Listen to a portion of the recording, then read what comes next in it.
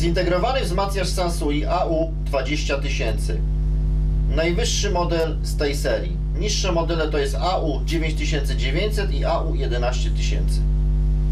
Sprzęt przeleżał około 20 do 25 lat w piwnicy. Może nie wilgotnej, ale była to jednak piwnica. Wszystkie usterki związane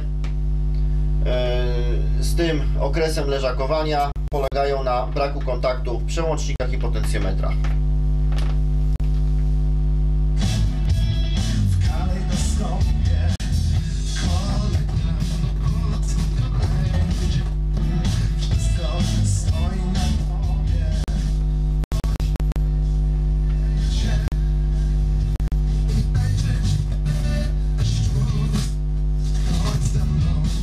Zachowanie wzmacniacza pozostawia wiele do życzenia. Wyglądał na początku na taki, który nigdy nie był grzebany, nigdy nie był otwierany i nigdy nie było w nim nic robione. Jednak po wnikliwych oględzinach widać, że w jednym kanale są oryginalne tranzystory, a w drugim już są inne. Natomiast też bardzo dobrej klasy i też parowane z tamtego okresu. Poszczególne moduły od wzmacniacza.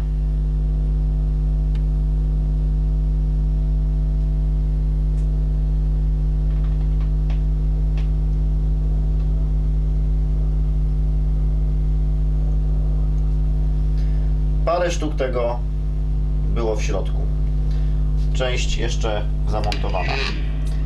Tu jest zasilacz i układ zabezpieczeń. Część zasilacza i układ zabezpieczeń. Pozostałe.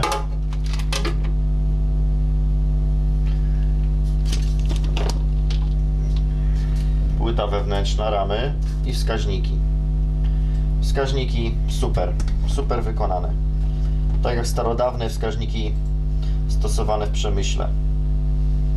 Bardzo solidna konstrukcja. Płytki do naprawy od wzmacniacza Sansui AU20000. Płytki sterujące tranzystorami mocy oraz płytka zasilacza. Wzmacniacz wypracował dość wiele godzin. Widać to po tym, jak jest wygrzany obwód drukowany. W miejscu, gdzie znajdują się tranzystory i radiatory, jest zdecydowanie ciemniejsza płytka, czyli oznacza to, że przepracował wiele godzin w wysokich temperaturach.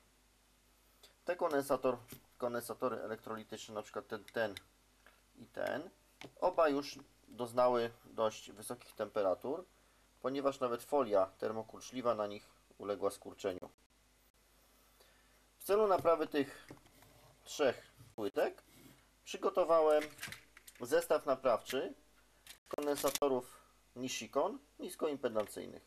Kondensatory dobrane są parametrami, jak również wymiarami oraz rozstawem wyprowadzeń. Tak, żeby po wykonaniu serwisu wszystko wyglądało estetycznie. To są wszystkie przełączniki, które znajdowały się w urządzeniu. I dwa potencjometry. Wszystko już mam przygotowane, naprawione, wyczyszczone. Nie chciałem Was tutaj zanudzać tym samym, co pokazuję na moich innych filmach, jak to wszystko przebiega, w jaki sposób są te urządzenia, czy tam te elementy czyszczone, naprawiane i tak dalej. Teraz muszę to wszystko zamontować. Przeliczyłem mniej więcej, ile punktów musiałem rozlutować, żeby wymontować te elementy. Ponad 300 punktów do rozlutowania. To wszystko do założenia będzie. Czyściutkie, ładne.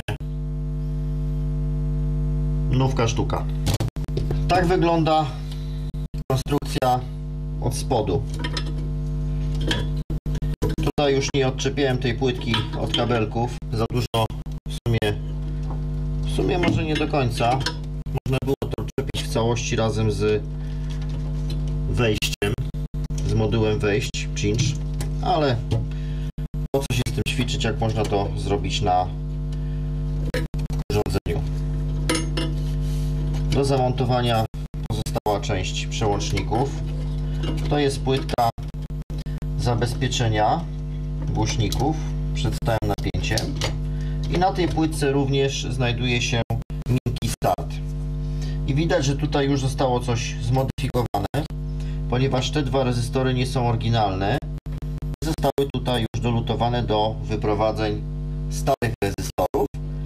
Pewnie ktoś tak zrobił, żeby się nie męczyć z demontażem tej płytki, ponieważ trzeba wszystko wymontować, wszystkie kabelki rozłączyć. Ja będę musiał to zrobić, ponieważ do wymiany będą te dwa przekaźniki, jak również pewnie kilka kondensatorków. Ale to w następnej kolejności. Teraz zamontuję pozostałe przełączniki. Wymontowałem dwa przekaźniki od zabezpieczenia głośników i od miękkiego startu. Oczywiście jeszcze wyjąłem te dwa rezystory. Jeden rezystor wygląda na oryginalny, z firmy Micron. Drugi był prawdopodobnie przepalony. No, musiał być przepalony, ktoś dał takie coś innego. W związku z tym zamontuję tutaj dwa nowe rezystorki 7 W 3,9 ohma i jeszcze trzeba dokonać małej zmiany. Te dwa rezystory mają około 2 W mocy i jak widać ta płytka tu jest przypalona, ciemna w tym miejscu. Dam tutaj 5W rezystory i na dwukrotnie wyższych tulejkach ceramicznych. Będzie lepszy obieg powietrza.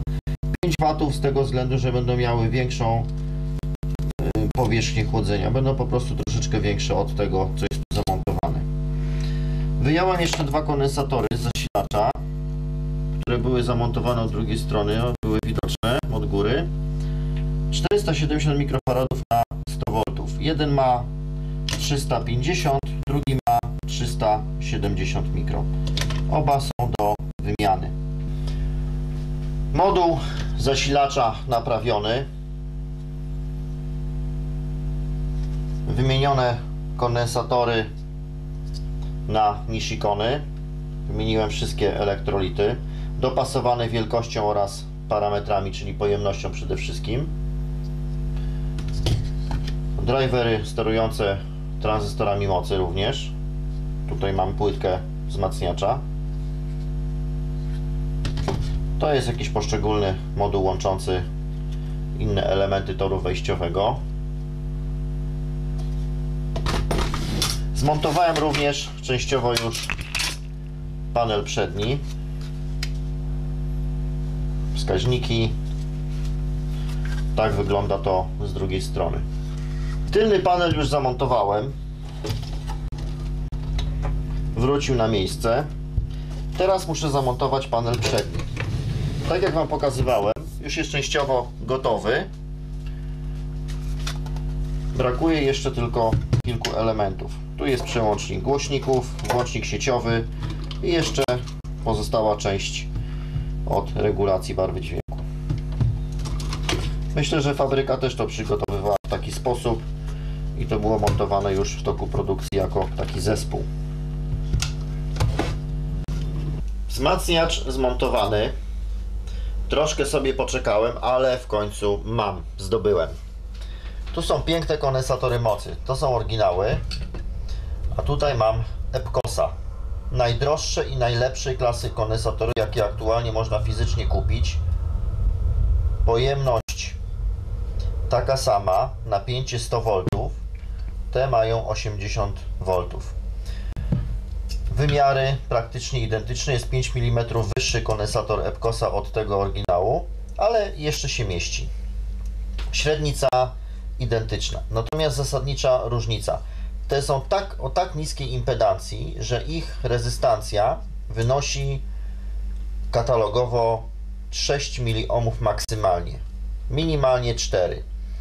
Ten kondensator jest w stanie oddać przy częstotliwości 100 Hz prąd o natężeniu 57 A. Gwarantuję, że ten kondensator nowy jest dużo lepszej klasy niż ten. Ten waży 50 deko, ten waży oczywiście bez mocowania 60 deko. Czas pracy przy 85 stopniach Celsjusza jest aż 20 000 godzin. Jeżeli byśmy teraz porównali ten kondensator do na przykład standardowego Nippona, który można aktualnie kupić za przykładowo, nie wiem, 40 euro, to tamten jest w stanie oddać maksimum 19 A prądu i czas pracy wynosi 2000 godzin. Koszt jednej takiej sztuki to 140 euro. więc cena jest bardzo wysoka. Jednak uważam, że ten sprzęt jest tego warty i warto zainwestować w bardzo dobrej klasy komponenty, żeby sprzęt działał długo. I wzmacniacz zmontowany i uruchomiony. Ustawiłem 0DC oraz bias. No i teraz następna kolej to kalibracja wskaźników. I niestety wyszła tutaj następna nieoczekiwana usterka. Lewy wskaźnik jest uszkodzony. Pokażę Wam, co się dzieje. Zwiększam poziom głośności. Oczywiście podałem sygnał z generatora 1 kHz. Prawy wskaźnik płynnie przesuwa się w prawo. Lewy zatrzymuje się i przeskakuje. Stoi w miejscu. Ciach. Centralnie w pionowym położeniu ma jakieś śmieci w środku lub jest jakaś usterka, którą trzeba usunąć. Nie wiem, czy uda mi się to zrobić. Jest to dość skomplikowane, precyzyjne urządzenie, ale rozmontuję i podejmę przynajmniej taką próbę. Zepsuć nie popsuję, a może uda się to jednak naprawić.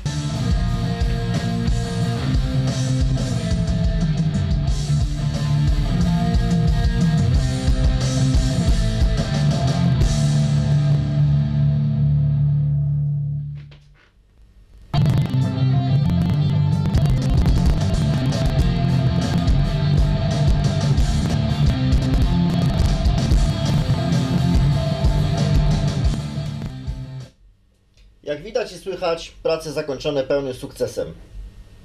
Tu jest oryginalny kondensator, który miał kiedyś 22 000 mikrofaradów plus minimum 30%. Podłączyłem do miernika, to jest jego aktualna pojemność. Druga sztuka ma 18 milifaradów. Stąd podjąłem decyzję o ich wymianie i zastosowałem najlepsze kondensatory, jakie były aktualnie dostępne na rynku, firmy Epcos.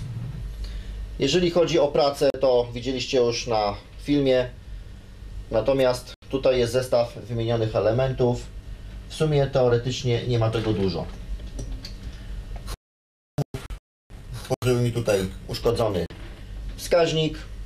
Jak również po kalibracji wskaźników okazało się, że jeden kanał grał o 30% ciszej od drugiego. Też nie było to proste, żeby tą usterkę zlokalizować. Okazało się, że ktoś, kto naprawia przede mną ten wzmacniacz, ponieważ jeden kanał ma inne tranzystory i drugi inne mocy, miał uszkodzoną płytkę drivera końcówki mocy. Podjął w sumie decyzję o nie naprawie tej płytki, tylko jej wymianie i zamontował drugą płytkę od innego modelu urządzenia. Niestety okazało się, że w tej drugiej płytce były inne rezystory w torze wejściowym i dlatego jeden kanał grał o 30% ciszej. Te 4 rezystory musiałem wymienić na płytce F2507. Dodatkowo jeszcze został tu zastosowany bardzo taki duży, gruby kabel zasilający, którego dostarczył mi klient. Aby go zamontować, musiałem zastosować dławnicę przemysłową, bo nie miałem innej możliwości. Przewód jest bardzo gruby. Dałem taką dławnicę metalową, żeby jakoś tu ten przewód zainstalować. To by było o tyle, jeśli chodzi o prace związane z renowacją tego wzmacniacza. Pokrywy jeszcze nie mam, ponieważ jest u lakiernika.